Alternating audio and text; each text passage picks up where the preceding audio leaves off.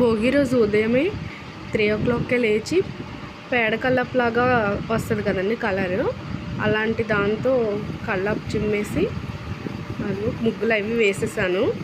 ఇంకా భోగిమంట ఎక్కడ వేసుకుంటాం అనుకుంటామో అక్కడ కూడా కల్లప్ వేసి ముగ్గు అయితే వేసేసాను. 4 భోగిమంట స్టార్ట్ చేసాము. చుట్టుపక్కల లేడీస్ అందరం కలిసి వేసుకున్నాం మేము, స్పెషల్గా లేడీస్ మాత్రం. తర్వాత నేను మా వారు కలిసి చాలా సింపుల్గా డెకరేషన్ చేసాము. పిల్లలు అందరూ కొత్త వాళ్ళు రావటం చూసి ఇంకా ఏడుస్తున్నారు, బాగా ఏడుస్తున్నారని ఇంక వాళ్ళతో పాటు వాళ్ళ నాన్నమ్మ కూడా కూర్చున్నారు.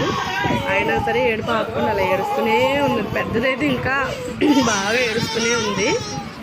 లాలీపాప్ ఇచ్చాం, ఇచ్చి అస్సలు ఏం చేసినా ఏడుపు ఆపలేదు. ఇంకా అలాగే కంటిన్యూ చేసేసి ఇంకా అందరూ అక్షంతలు అవి వేసిన తర్వాత మేము హారతి ఇచ్చేసాము. ముత్తైదులు అందరం కలిసి హారతి ఇచ్చాము. డెకరేషన్ అయితే మాత్రం మా పెరట్లో ఉన్న తమలపాకులతో చాలా పువ్వులతోని చాలా సింపుల్గా చేసుకున్నాము, నేను మా హస్బెండ్ కలిసి.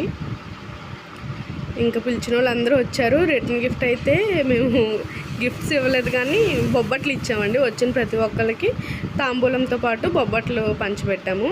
అవి కూడా మా అత్తయ్య గారు స్వయంగా చేసి తీసుకొచ్చారు. టేస్ట్ అయితే అదిరిపోయింది. ముగ్గురికి డ్రెస్సెస్ కూడా ఒకేలాగా ఉండేవి తీసుకున్నాను. నా శారీ కూడా వాళ్ళకి మ్యాచ్ అయ్యేలాగా ఉండేది తీసుకున్నాను. ఫంక్షన్ అయితే బాగానే జరిగిందండి. ఆల్రెడీ మేము వాసవి కన్యకా పరమేశ్వరి గుళ్ళో ఒకసారి చేసాము. అది ఫస్ట్లోనే అది చేసేసారు అక్కడ. తర్వాత మళ్ళీ మా ఇంట్లో మేము చేసుకున్నాము. వాసవి మాత గుళ్ళో చేసిన అదైతే మాత్రం వీడియో నేను ఆల్రెడీ ఛానల్లో పోస్ట్ చేశానండి. ఎవరైనా చూడకపోతే ఒకసారి అది కూడా చూసేయండి. అలా సింపుల్గా మా పిల్లల ముగ్గురికి భోగిపళ్ళు ఫంక్షన్ అయితే చేస్తామండి. మరి మీరు ఎలా సెలబ్రేట్ చేసుకున్నారో కామెంట్ సెక్షన్లో తెలియచేయండి.